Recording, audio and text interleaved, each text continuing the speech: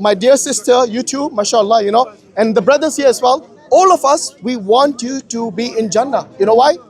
Because everyone wants everyone to be in Jannah. Yeah, I know, but there are conditions for Jannah. It's not something like a walk in the park.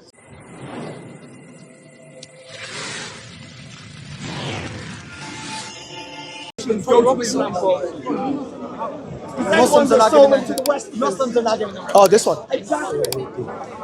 Oh, record करने देगी? Just go there, see what One time when I have but listen. I alhamdulillah, I say I don't run away from my sin. There is people that run away from the sin. Yeah, are you recording already? Yeah. She did it. You know what she did? You know what she did? Come because of the camera. So you believe in that? No, it's okay. It's okay. You know, Sorry? Yeah. The date of birth. It must be. I don't know. If they say that it is, then it's She's not a Christian. I don't I'm think not so. Christian. I'm agnostic. But why you believe that? I believe all religions. I believe Hinduism, Christianity, Islam, everything. But isn't that contradictory? Like, for one religion to believe in the other, like all religions are exclusive, aren't they? It doesn't have to be. But they are. If you believe, if you can respect every god. No. what's There's a wrong with difference that? between respecting and believing. I believe all the gods. Then you're not agnostic then. For me, Allah. No, agnostic is not believing in one religion. No. Agnostic means you're not sure whether God exists or not. So I guess my point is Your that definition is not agnostic. it's Hinduism for me, Allah, the Hindu God, the Christian God. I think it's all the same. But that's not the teaching of Hinduism. With different. It seems like this is your personal opinion. my personal Yeah, it's not a Hindu teaching.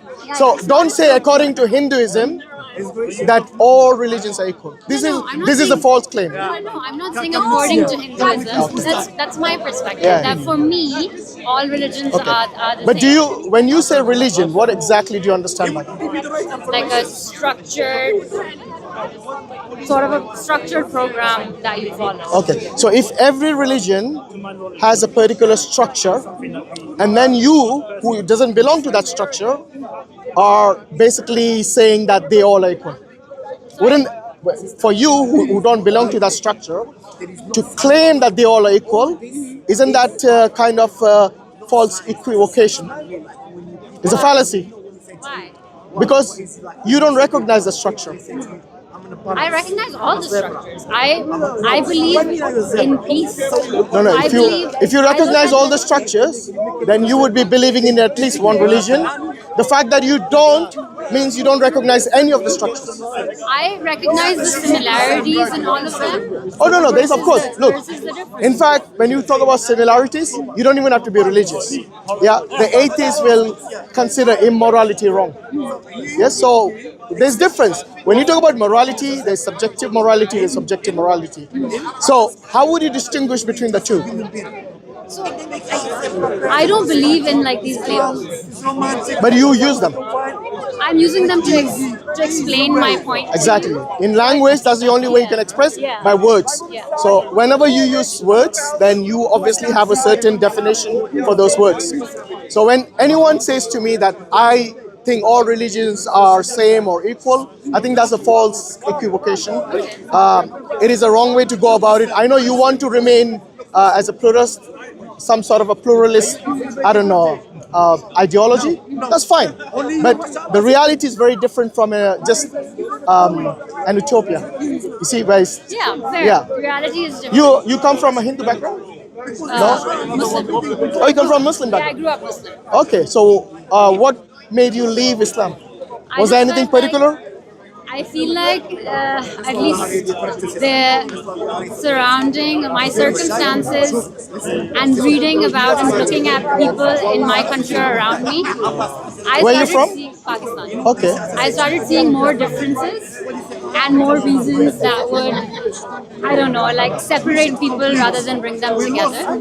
And even if I'm just talking about within Islam, if you're looking at Sunni, Shia, Ahmadi, whatever, and I just thought that religion itself was like sort of like a source that was dividing people and causing more hurt than good. Don't you think it's the other way around? It is the people who misinterpret religion for their own agendas that are causing these divisions and causing harm and everything. Because if you look at the principle of Islam, I don't know how much of Islam you've studied, but one of the principles in the Quran, this is in Surah Al-Ma'idah, chapter 5, verse 32, Allah says that if you kill one man unjustly, it is as if you've killed the whole of mankind. I completely agree. Okay, but then there are people who would go around killing in the name of Islam, in the name of religion, in the name of whatever it is. So we would say that the message of the Quran takes higher precedence. So anyone who says that, look at the example of this bad Muslim and let's blame all of Islam, I think that's unfair. Don't you think You're so? absolutely right. And you're of course more well-read and more learned than I am. But what you can't deny is in all religious books, whether it's the Bible or the Quran, there are incidences which are hard to swallow. Right, and when those incidences come to play, then we'll come up with like some explanation for it, or just be like, oh, it's symbolic or whatever, even if we're talking about something like child marriage, right? So my question here is, why do we get to pick and choose what works and what doesn't work? Okay, so which ideology would you accept? Because I can pick holes in any ideology. I mean, I'm You not see what I as- mean? I'm not as So well-read say for example, as- no, you don't need to be well read. This is common sense. Take for example, secularism. Today, in any secular country where there's secularism, obviously, killing a child is okay. Yes, in the womb of a mother. Abortion, I'm talking about. Yeah, perfectly normal. You see, there was a time when this was really frowned upon and was really bad. What changed? I'm sure The people or the principles? What changed? the people. Yeah, but then the people had impact on the principles because they made up their own principles. See what I mean? And that's the reason we need someone who would actually have an objective morality, which doesn't change with time and which is rooted in objectivity rather than I agree with personal, you on you know, That is something emotions, I agree with. That, See, it is a very gray area. I do believe that religion should exist for some people because it's a form of social order. not for some people, for all people. Because you see, rules, laws play an important role in everyone's life. I don't think anyone is excluded from that. So whenever we make rules, for example, take this example of this world today. Everyone is saying we should have democracy everywhere. Yes? Very well. The forefathers who actually implemented this principle of democracy, they said it is for the people, by the people, and of the people. Do you think that's still the case for democracy today? No. Absolutely. But you see, when I say they, I mean the same secularists, they want to go and bomb countries to establish democracy there. This is what I'm trying to say. Whenever you have human-made principles or laws, they are bound to have a lot of negativity, a lot of disadvantages. But when you have equality in religion, then it is when you talk about equality, like for example, even between men and women, I consider equity rather than equality. Because men and women have their differences. Well, I don't mean just physiologically, but also in many other aspects. So for us to say that they're equal is unfair. So that's why Islam has given certain role to the mother, certain role to the father. A father, even if he says that, okay, I'm very rich, I don't want to now take care of my children or my wife, that is the greatest sin in Islam. In fact, the wife has a right to demand divorce in that case because his responsibility is his family. Yes? So whenever there is a role which has been defined by God, I think that stands the test of time as well. But when you have humans defining everything for you, then you have something which is problematic. And the other thing I want to point out here is that, you know, one day, whether we believe in God or not, one day we all are going to die. That is the only truth that everyone will have to accept and no one can deny. Do you agree? What do you think will happen to us after we die? I know it's one of those questions a lot of people don't want to think about because it's kind of morbid. But it's a reality. It's a fact that we cannot escape from. You see what I mean? So the question is, I know you must have thought about it. So give me So I Give mean, me your like I said, worldview. I've grown up Muslim, right? So for Alhamdulillah. me, it's sort of like a knee-jerk reaction to also believe in the concepts of heaven and hell. Okay. So for me, heaven and hell do exist, and You're I still a think Muslim, mashallah. they're just labels. No. For me, These I labels think, are what defines you. yeah, like Christianity. Yeah, has- almost all, yeah. Yeah, that's what I said. I think Hinduism as well. Which is why They I have say- more of a temporary heaven and hell, but they still do. Yeah, the concept Yeah. is still the same. So have you thought about this? Heaven and hell. And yeah, I believe when Okay. I die, Yeah. God will decide, whichever God that may be, what's going to happen, whether I'm going to go to hell or heaven, or. What is the requirement to go to paradise? I think you have to be a good person. No. You can be an atheist and be a good person. Yeah. See what I mean? Yeah, you can. But this is, look, when you're talking about Islam, which you alluded to, then you cannot change a principle. That's When what I asked you disagree what is the requirement, I meant from the perspective of Islam. You see what I mean? You cannot take a Hindu perspective. You go to the mosque, you do Hajj, you That's not enough. Yeah, fasting. The most important thing is to not associate anyone with Allah. That is the most important. Without the first pillar, all the other pillars are meaningless. Okay? So one of the first pillars is obviously you worship Allah and you do not associate anyone with Him. And this is Tawheed. But see, this is maybe something that, as my perspective, might disagree. Because for me, if it's an atheist, if it's a Hindu, if it's a Christian, whatever they may be, if they're a good person at the end of the day, they'll go to heaven. Okay, who defines what is a good person? Let's start with that. Because, Like if, wait a minute. But who amongst humanity decides it? For example, I gave the example of abortion. Do you agree or disagree with abortion? Yeah. So you are pro-choice. Yes. Okay? There are many people who are pro-life. They say that is humanity. You say killing a baby or killing an infant in the stomach or in the womb of the mother, that is humanity. Who's right? You see what I mean? You see, this is the crossroads every human will come to. Because somebody has to have the last say. And we say that is God. Because He created us, He knows us best. Yeah? What's your favorite phone? Android? iOS? I don't know. You see, if you have an Apple phone, whoever manufactures that phone will know exactly what are the do's and the don'ts for that phone. And if you disobey that, then you will have to face the consequence. Okay? Don't you think like human morals as humanity, no religion, no concept of any holy books associated, is there not as humanity, as a human being, a good and an evil? Yeah, but that's the example I gave you about abortion, remember? No. But who Let's not get into decides? politics because that No, that's a not lot of politics. people- It is 100%. You think abortion is politics? Take a second, Mike. What's like when you're a human being, right? Yeah. But without any knowledge, as soon as you're out of the womb, whatever, you're a human, you're a functioning human being with morals, and those morals don't come from anywhere else as opposed to just being human, right? There's a moral compass inside you that has nothing to do with religion per se, right? You know, as a human being, it's evil to kill someone. Yeah. You know, it's a good thing to not kill someone. and But is that the fine. case all the time? Do you believe in just wars? But why are people bad? Because everyone has this. No, Sorry. Yeah. Everyone We need to has- stick to one topic.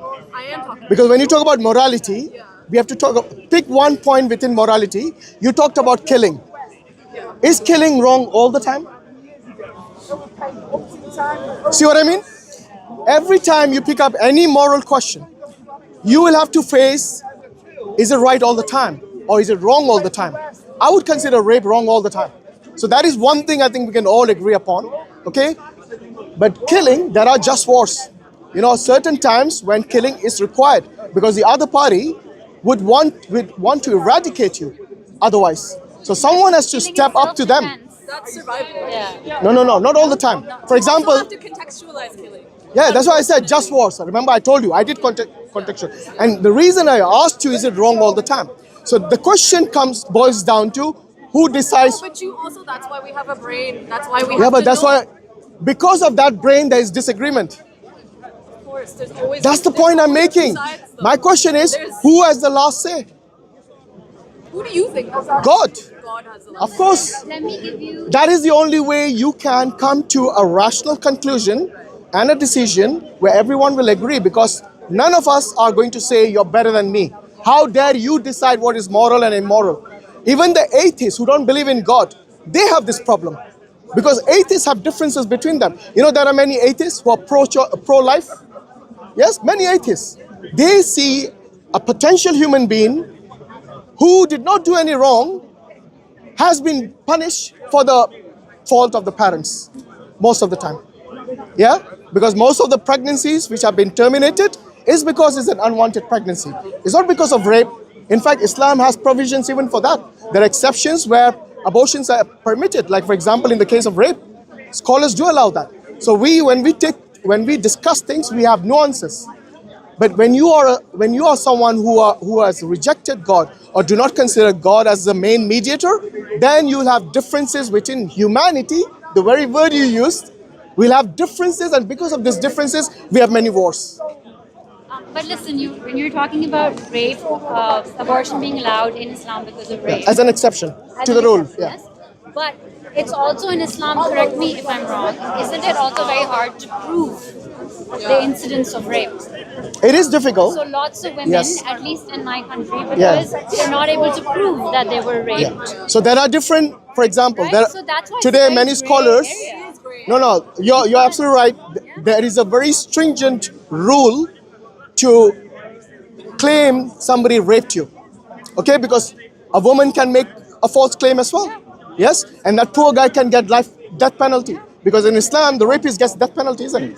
So in Islam we have obviously scholars, the fuqaha. We have a lot of scholars who would use different methods to condemn someone for rape, and I've heard many scholars would use DNA as a. And today it's not very difficult. Yeah, DNA now, right? But Yeah, yeah. we're talking about like 20 years ago. But- like so many women who Yeah. So you know one thing, whenever there is a death penalty, then the rules are also very strict for that, because not a easy thing to do for the judge just to give someone a death penalty because a woman says he raped me. Yeah, it's very easy. But what I'm saying is that look, at least in Islam we have one principle, which is if they get away in this dunya, who's going to save them up there? Yeah, God will. Exactly, and that will be the worst punishment than what they escaped in this world. So either way, there is no escape for the one who committed the crime. They will have to do the time, whether here or up there. But going back to how you Yeah. said that scholars will decide, right? Wouldn't you say that scholars to some extent are also biased in their decisions? No, look, when there are principles like this, I don't think all the scholars in Islam will come to a conclusion which is contrary to the Quran and Sunnah. They're always within the framework of the Quran and Sunnah. Yeah. But what we have to come back to is the Tawheed. Unless we accept Allah as our creator and our Rabb, and the one who decides things like morality, things like the do's and the don'ts, the halal and the haram. If you look at everything that is haram in Islam, you will see that these things are something which everyone will recognize, including the atheists. Say again? Morality is haram. No. I'm saying if you look at the halal and the haram in Islam, for example, everything that is haram in Islam, I think most people with the common sense and rational mind will agree with it. Take the example of alcohol, gambling, fornication, adultery, telling lies, killing someone, all of these things. I think most people will agree. Yeah. No, I'm saying. Or killing someone is all a different kind of. Yeah, of course, everything has nuances. Everything has a reason. So when we talk about halal and haram, there is obviously rules and regulations for everything. And that's the reason we have Sharia. Sharia is what defines, when we use the term Sharia, unfortunately the Western world considers only the punishments as Sharia. No. In fact, that is like maybe a small fraction of the Sharia. Most of what is included in the Sharia is how you respect your parents, how you respect your neighbors, even if they are non-Muslims. Tell me, do you know the inheritance Sharia laws? Yeah. What does that have to do with respecting our parents? So what's wrong in the inheritance within Sharia? With a smile on his face, you know. Because I know where you're As a going woman- with this. I know where you're going with this. Go on. Go on.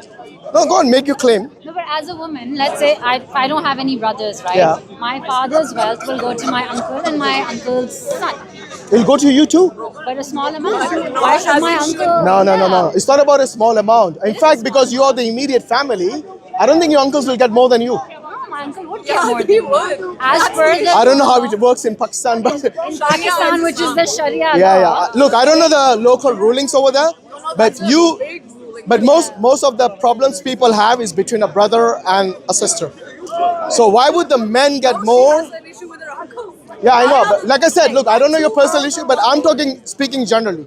Many people think it is unfair to give double the inheritance to the male member than the female member between brother and a sister, for example. Yes, you know why that is? Because for the man, when his father dies, yes, the responsibility of taking care of the sister, the mother, comes on him. So in fact, No, it doesn't. I think you should read it up. But It does. even It if does. it does. No. We have not even if. It does. And that's the reason I'm saying he'll be using his own, whatever inheritance he got, he'll be spending it on his wife, But on his be children. realistic. That doesn't happen. No, look, Yeah. look. I think you're talking two different things. One is what the people do. One is what Islam has, People in Pakistan do what Islam what says. Islam's principles are. People in Pakistan Sorry, do what can Islam I? I don't think they all do. So this was my issue, right? So many things in Islam, that's written in the Quran, that's in the Sunnah, that are open to interpretation. And this is like what I was saying back then. So different people have different interpretations. When it comes to things like inheritance, when it comes to things like halal and haram, when it comes to death penalties, there is no scope for any gray areas because these things are quite serious. Okay, what people do, and I agree with you. Okay, what people do, they abuse the Sharia principles, and they would give their own so-called made-up fatwas because somebody might give them money. I don't know how it works, but you see, we are not talking about those corrupt muftis or those corrupt scholars. We are talking about the real, genuine scholars. There are quite a few, I'm sure, in Pakistan and elsewhere as well. But the principle of Islam is something that is not something that can be corrupted from within, because this is what Allah has Himself said, that He will preserve the Quran. And our basis of the Sharia is based on the Quran and Sunnah. If Allah Himself is going to preserve the Quran, then He's going to preserve the Sharia as well. So you can't just corrupt it like that, nilly-willy. Everyone does But it. people do make, no, look, like I said, that you need to talk about two things. One is the people abusing the Sharia, and the Sharia itself, its principles, coming from Allah subhanahu wa ta'ala. We need to distinguish between these two. And I agree with you. There are people, there are scholars who are rogue, who actually would go against the Sharia for their own gains. I'm not saying there aren't. My problem is not with Islam. Yeah. My problem is with these rogue people who use. If your problem is not with Islam, why did you say you're agnostic? That's a different. Yeah. You see what I mean? Yeah, that's my circumstance. No, but That's- your problem then becomes with Islam. So my problem, that's where it comes, right? If When you're going to people use are- if you're going to use scholars as, No, but Yeah. what I'm trying to say is that when people interpret the Quran or the Sunnah in whatever way that makes sense to them, that is what I have a problem with. so what you need to do And when you is go say to the that- real scholars, go to the ones who are credible, who's the ones who are scholar? credible. There are loads. Absolutely. I'm not familiar with the Everyone's- Pakistani scholars, but there are lots of scholars who are credible. Everyone And if has you- their own interpretation, their own. But for example, look, if you want to worship Allah as one, you don't need a scholar for that, do you? Not, you don't need a scholar for that, but I'm talking about our. Why would you say you're agnostic then? That's how I was brought up. Like that's what my circumstances. No, but make, you, but that if is- you recognize that's yourself not- as a Muslim, then you shouldn't say you're agnostic. Say I'm a Muslim. I don't recognize myself as a Muslim. Why is that? I said I was brought up Muslim. I'm no longer. Yeah, but that's what I'm trying to find out. When you're blaming the scholars, I don't think your worship of Allah has got anything to do with blaming the scholars, is it? I think it does, because that's what frames your mindset. That's what frames your perspective on I think the things. Quran should frame your mindset about the oneness of But Allah. that's what I'm saying. In the Quran, there are a lot of things Okay. that are not okay with me. So name me one thing in the Quran that takes you away from the worship of oneness of Allah. Name me one thing. Again, correct me if I'm wrong. I'm not that well. Okay. versed. Have you actually read the Quran? Not just not just in Arabic. Long time. No, I don't mean ago, just in every Arabic, because many Pakistanis, Indians, Bengalis, mashallah, and other people as well, they just read it in Arabic and they think this is Khatam al-Quran. This is the end, I've completed the Quran. But the whole purpose of Allah revealing the Quran upon His Habib, upon the Prophet Muhammad sallallahu alaihi wasallam, is so that you understand it after reading it. It's not just for you to read it and then just keep it in the cupboard, you know? No, you have to understand it. And I think maybe you are a victim of that. It's possible that you haven't actually looked into Islam fully, based on the principles of Islam, read and understood the Quran. So maybe give it a chance, you know? Why would you want... That I agree with Yeah. you. I do think that Islam and Quran has some wonderful things written in it that should be followed. But I still do think that there are some things that to me are problematic or that don't sit well with me. It might be okay with you. It might not be okay with me. Like, I don't think the Quran gives women equal rights as men. Do you think they should have equal rights? Yeah, 100%. Okay, so you're saying that women and men are equal in every way. They should be. Maybe you have to read about What do you think? No, wait, just 1 second. If you think that is the case, do you think we should send the women in the fighting in the front line? Yes. Yes, and in the fire brigades? Yes. Yes. Why does the Western countries not do that? They do that. Just 1 second. They don't. They do. Look at the fire brigades. Most of them are men. But there are women. Of course there are. But why are mostly men? Because even they don't recognize That's they're a equal. cultural thing. They have different roles. Which in culture? society. Over here, the culture is equality of men and women. What are you on about? Okay, so even here they recognize the differences, and that is the reason. You know how long have the women considered the feminism has been out there? Okay, even today in fields like mathematics, in fields like physics, yes, in many of the science fields which are analytical and all, it is still men who go and register and become and study that field. Even to this day, the women are actually a minority within those fields. Why is that? Because accessibility is so hard for them. They have other roles that they're meant to be. They're supposed to. No, you said they're equal. You said they're They're equal. not. They're exactly equal and different. Women are given worse resources and tools compared to men. Women have to be. They're told stay in the house, take care of the kids, raise. Your I'm talking about the kids. West. That's your job. That is I'm not talking about also- Pakistan. I'm talking about the West. Even in the West, 50 years ago. So you think most women today are told to stay home and cook and clean? A lot of women are also the financial gap. I don't think you stayed here long enough. How long have you been in the UK? 5 years, right? I live Yeah, in that's much. I think you have to realize that most women today, you're talking about maybe the 70s or even before that, Do you know what when the they say go and now cook and for clean. women? In fact, most of the workforce Do you know today what are women. Do you know that? Most of the people in the workforce are women. But even then, you go to universities where they teach maths and physics. It's mostly men. Even now, I think 70 that's- years after feminism, it's still the Absolutely case. not. I think that's changed. Okay, anyway, let's go back to okay, the. anyway. Let's go back to Tawheed. Women. Look, I'm not saying. done. I'm not saying. Look, I respect your a perspective. lot of things feminism has done. I think the first wave of feminism, where it was to establish equality. And by the way, you know what was? Equality is established. Hold on. I think initially that was the reason for the feminism, because of non-equality. Women were treated as property. You know, you talked about inheritance. You know what was the inheritance in these countries? You guys, the women. I know. I'm from Pakistan. Yeah, so that is what they fought for. But Islam gave them the right 1400 years ago to inherit, which was unheard of at that time. And Islam also gave them the right to be scholars. If you look at the early, take Aisha radiallahu anha, you know, a scholar of Islam who narrated like so many hadiths. She's probably like the third person to narrate the most hadiths or something. So that's what I'm saying. Islam did not prevent the women. Islam gave them the rights when nobody gave them the rights. So anyone who says, I'll give credit where it's due. There Yeah. are, like I keep saying, there are a lot of things that are good. but I still want to hear from you, which part in the Quran tells you that Allah is not one? Why do you hate us? Because that is the Tawheed, that is the first pillar of Islam, and you're saying you're an agnostic. I really want to know what tip Can I- that can I balance. I don't know. If it is, look, It's if a it is, personal preference. if you think it is the people who led you to do this, then I think you should reconsider that, because Thank you. reconsider and I'll read the think about Quran. it. I'll think about it. You're laughing it off now, but wallahi, this, I wouldn't want you, you know, my dear sister, you too, mashallah, you know, and the brothers here as well, all of us, we want you to be in Jannah. You know why? Because All this, of us, everyone wants everyone to be in Jannah. yeah, I know, but there are conditions for Jannah. It's not something like a walk in the park. Okay? Yeah, I know. Excuse the pun. So this is what I'm saying. If you follow one of the things which will guarantee you Jannah is to at least believe in the oneness of Allah. Because there's a hadith of Prophet ﷺ which said that if you had even a mustard grain of iman in you, then one day you will definitely enter Jannah. Okay? So please don't call yourself agnostic. Be a proud Muslim. Maybe read upon it, and you'll see the benefits of both dunya and akhirah in it, inshallah. And this is not just some saying.